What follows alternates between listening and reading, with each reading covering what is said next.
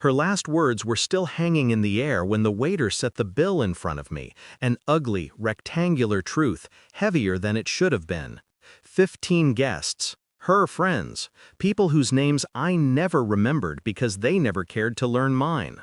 She didn't even look back, just the swing of her hair, the echo of her voice. Be grateful I even dated you. I sat there in a silence so sharp it felt surgical. My hands didn't shake, they never do when something inside me breaks.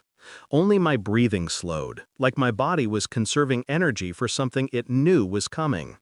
When I reached home that night, my phone buzzed once, a message request, from a number she had once sworn she didn't recognize. One line.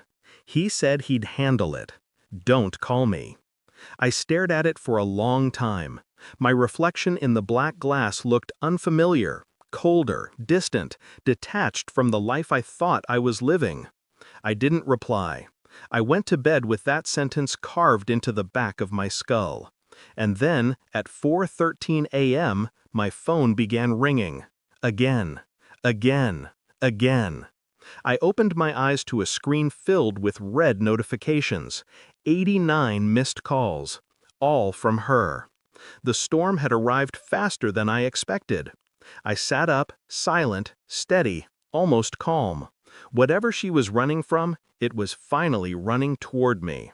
The next morning, she showed up at my door with mascara streaked across her cheeks, her breath shaking like she'd sprinted the whole way. I didn't let her in. She spoke to the door instead of to me. Please, he wasn't supposed to tell you. Her voice cracked on the last word. That was new. Her breaking. She used to be made of noise, of arrogance, of carelessness wrapped in perfume. I didn't open the door. Not yet. I wanted to hear her without seeing her. Truth travels better through wood. I swear it was nothing, just a mistake, a stupid mistake. He wasn't supposed to say anything to you. She kept talking, but her words blurred into a single desperate tone. I leaned my forehead against the cool frame and listened. A mistake. I had replayed that message all night. He said he'd handle it. Handle what? Handle who? Her friends last night had been stranger than usual, whispering, watching her phone more than they watched her. One of them smirked when she called me ugly, like they knew something she didn't mind them knowing. I had brushed off the unease, the sharp tension coiled beneath her forced laughter. But now, listening to her sob, the pieces aligned with a precision that felt almost cruel. Someone she trusted had turned on her, and whatever he told her was something she desperately didn't want me to know. I finally opened the door. Her eyes widened with relief and terror, but I didn't step aside. Say it, I said quietly. Her lips trembled, her voice dropped.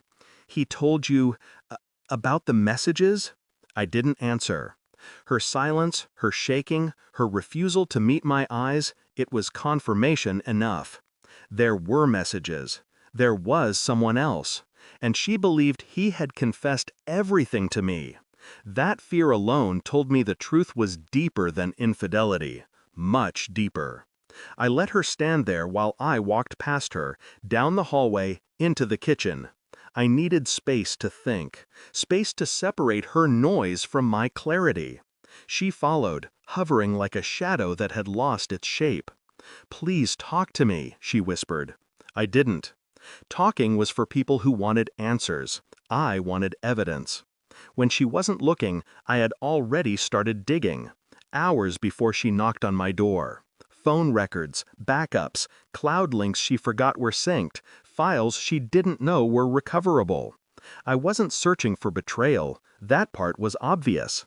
Her sudden coldness these past weeks, her excuses, the fake smiles, the bitterness she coded every sentence with.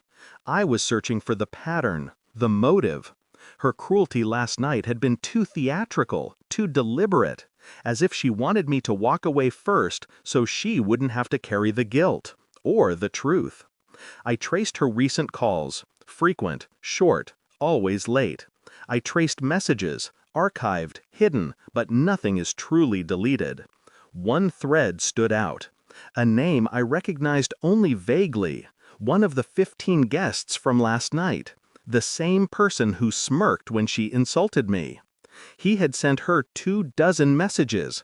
He won't find out. I'll make sure he pays for it. Stop panicking. Let me handle him. And then the last one, time-stamped just minutes before she abandoned me with the bill. Tonight. Just distract him. Distract me from what? I felt my pulse deepen, not faster, just heavier. Then closed. Then parted again, but no sound came out. A visible collapse. Slow. Total. She sank into the chair, eyes darting across her own words, her own handwriting betraying her, louder than any confession. I didn't mean all of it, she whispered. I nodded once, a nod of acknowledgement, not forgiveness. And him? I asked. She flinched. That was just stupid. It wasn't real. He wasn't supposed to. Tell me? I finished for her. She swallowed. He said he'd make you pay for being obsessed with me. I never told him to do anything. He acted on his own, I swear. I believed part of it.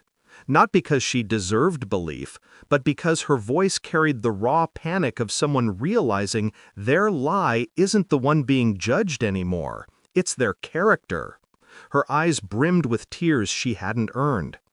I didn't think you'd find out, she choked. I kept my expression flat. That, I said quietly, is the only honest thing you've said. She broke.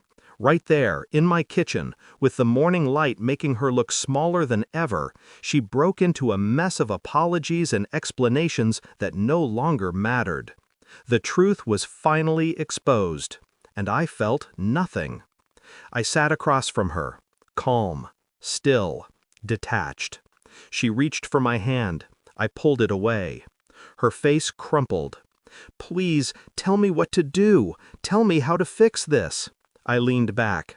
You can't fix what you meant. She shook her head violently. I didn't mean it. I swear. You wrote it, I said. You repeated it. Last night, you performed it. Her breath trembled. So what now? She whispered. You're going to leave me? I almost laughed. Leave? She already left me the moment she decided I wasn't worth respect. No, I said, I'm not leaving. Her hope flickered. I let it burn for 1 second. Then I ended it. You are. The silence hit her harder than any scream would have. I slid her phone back across the table. Send him everything, I said, voice flat. Tell him I know. Tell him you told me everything. Her face drained. He'll come after me, I nodded. Good. She stared at me, betrayed by the very person she tried to betray. What are you going to do? She whispered. Nothing, I said. I'm walking away. You're the one who has to deal with the mess you made. She tried to stand, stumbled, and grabbed the table for balance. But I need you. I tilted my head. You needed me last night. Instead, you called me ugly and made me pay for people who laughed at me behind my back. Her eyes filled again. I was drunk. Your truth isn't. She reached for me one last time. I stepped back. She didn't follow. Because she finally understood. I was no longer the person she could mock, manipulate, or dismiss. I was the person who knew everything and chose to walk away. I left her in the kitchen, surrounded by her own words, her own lies, her own collapse. The morning air outside felt colder than usual, cleaner. My phone buzzed again. Her. Another call. I let it ring. Some people deserve silence more than explanations. I walked down the street without looking back. Every step felt lighter, not victorious, not vindictive, just free. There's a strange clarity in seeing someone's true nature without the mask they've rehearsed. It strips away the fantasy you thought was love and leaves you with a truth you can finally understand. Some betrayals aren't about losing someone, they're about finding yourself. Her call stopped after the 23rd attempt. Maybe she realized I wasn't coming back. Maybe he showed up. Maybe the world she built out of lies finally collapsed. I don't need to know.